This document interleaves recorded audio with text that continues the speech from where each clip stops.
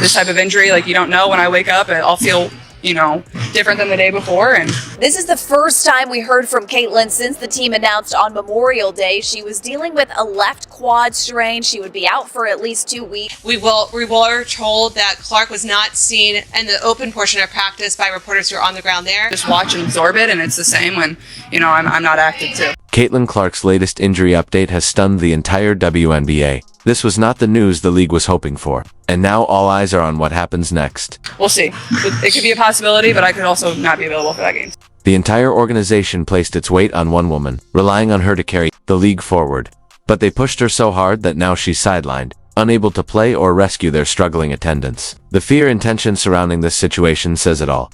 I think just having good perspective is the best way to approach it. Like, yeah, you can be frustrated and whatnot, but I think the medical team has done a really good job of, Caitlin Clark has finally spoken, and to everyone's surprise, she made it clear she's not returning early. But honestly, did we really expect her to rush back into a league where she faces constant physical punishment, almost like she's in a street fight every night? Now, people act shocked that she's choosing recovery over immediate return, but the writing was always on the wall.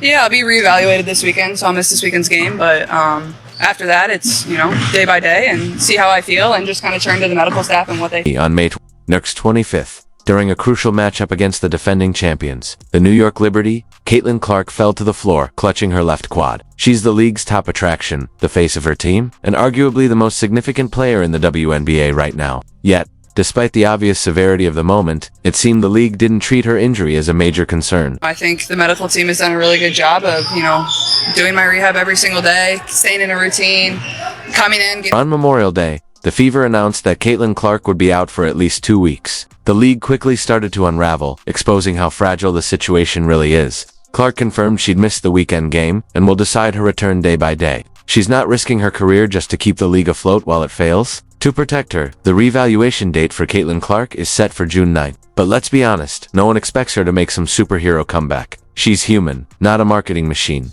and this injury has clearly tested her patience. Meanwhile, the league seems to shrug it off, and fans are rightfully frustrated. The June 7th game against the Chicago Sky was billed as a blockbuster, but when Clark was ruled out, ticket prices crashed from over $80 to just $14 to bill-blown fire sale. Some fans even canceled trips, deciding it wasn't worth the expense. And honestly, who can blame them? It's hard to justify paying premium prices to watch. Angel Reese strike poses like she's in a Gatorade ad while the league's real star sits on the sidelines, nursing a serious injury. For once, the internet seemed to agree when hashtag protect our players and hashtag boycott WNBA went viral across social media. One tweet, which quickly gained thousands of retweets, summed up the frustration. Why support a league that can't protect its brightest star? Fans are done being quiet, they're angry, and they have the receipts. Fever ticket prices took a steep dive, dropping from an average of $137 to just $80. But this isn't just a marketing issue, it's a league-wide crisis. When the one player carrying your entire brand goes down, it forces everyone to confront the truth. There's no real backup plan, just vibes.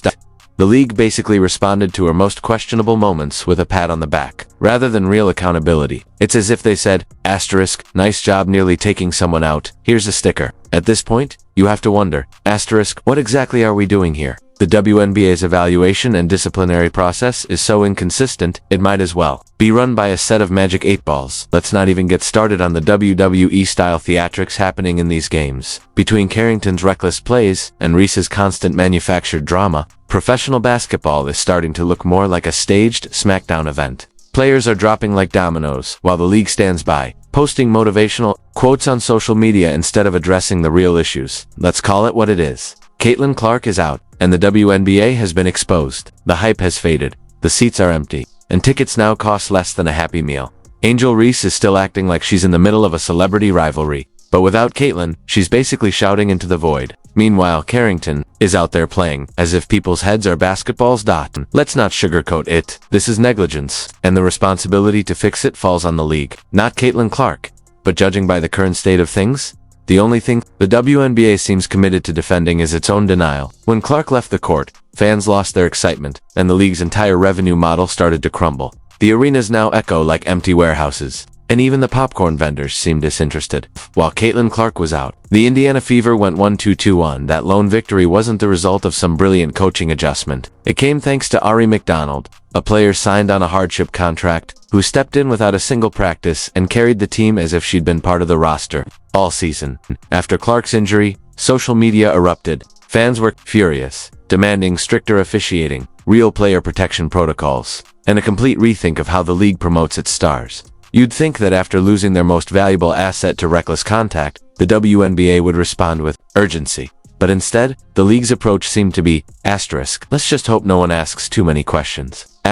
Even Chicago. Sky fans who had been eagerly waiting for Reese's long-anticipated rematch apparently admitted they were returning their tickets. One fan summed it up bluntly, if Clark isn't playing, it's not worth it. This highlights the Clark effect, a growing concern for the WNBA when fans buy tickets to support their own team, but decide not to attend simply because the opposing team's star player isn't on the court. Let's be honest, the statement, "This league is trash without Clark," didn't come out of nowhere. Fans were outraged over the reckless plays, the missed calls, and the league's PR team seemingly vanishing the moment accountability was needed. It felt like the WNBA hit the mute button on itself the second things got uncomfortable. Fans flooded social media with clips of players using body slams as defense, and even commentators started calling out the chaos. It was pure anarchy. To make matters worse, the WNBA has built too many of its games around too few players. Where's the excitement for Sabrina Ionescu? Where's the spotlight for Aja Wilson? If the league had done a better job developing multiple stars and storylines at once, even Angel Reese's performance-driven antics might have been given the proper stage.